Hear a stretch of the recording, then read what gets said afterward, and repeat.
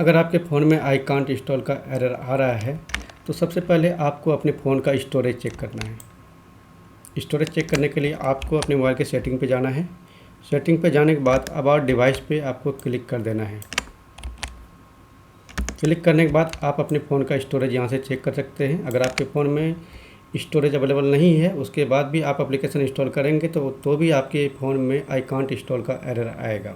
ठीक है, अगर आपके फ़ोन में स्टोरेज है फिर भी ये एरर आ रहा है तो इसको फिक्स करने के लिए आगे का प्रोसेस